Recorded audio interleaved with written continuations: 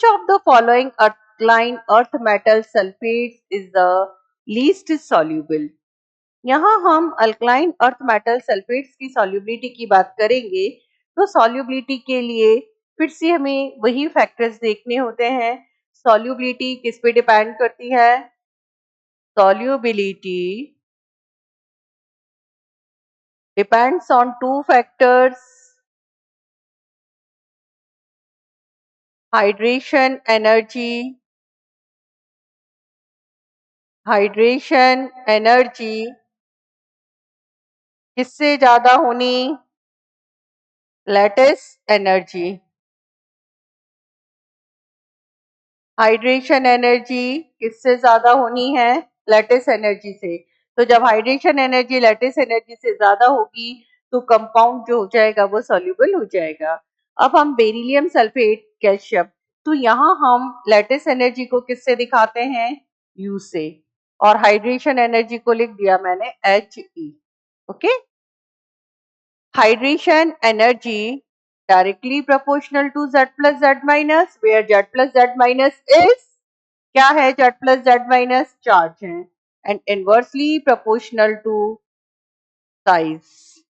ठीक है, R के इनवर्सली प्रोपोर्शनल है।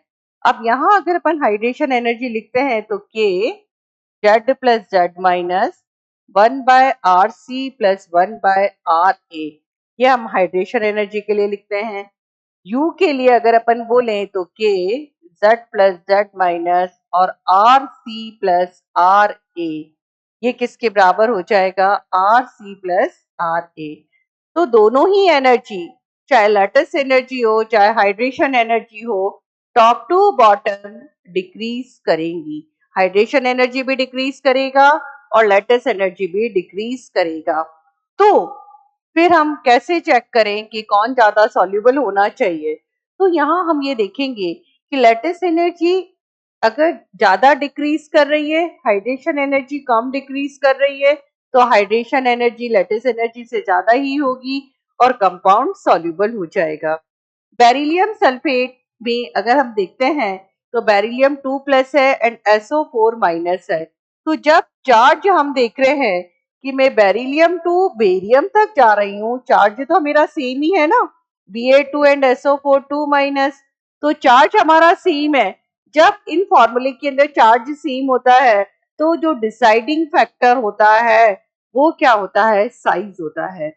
साइज ऑफ कैटायन बढ़ रहा है। कैटायन का size beryllium, magnesium, calcium, strontium, barium, barium तक कैटायन का साइज बढ़ेगा।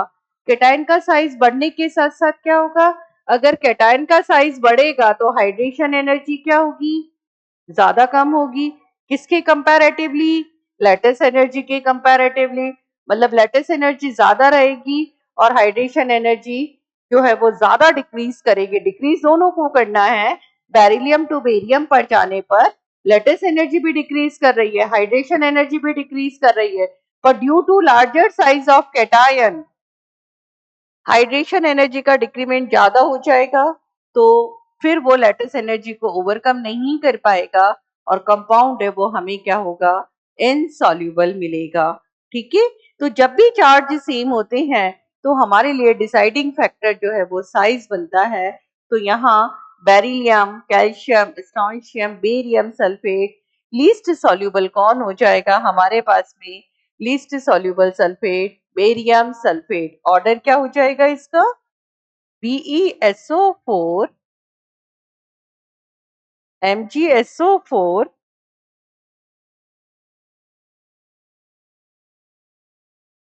BeSO4 more soluble than magnesium, then calcium, then strontium, then barium sulphate. ये जो दोनों सल्फेट हैं ये सॉल्युबल है, फिर ये स्पैरिंगली में, और ये वाली पार्ट हमारे पास में क्या आ जाएंगे? इन स्पैरिंगली को भी अपन क्या बोलेंगे? इनसॉल्युबल ही है।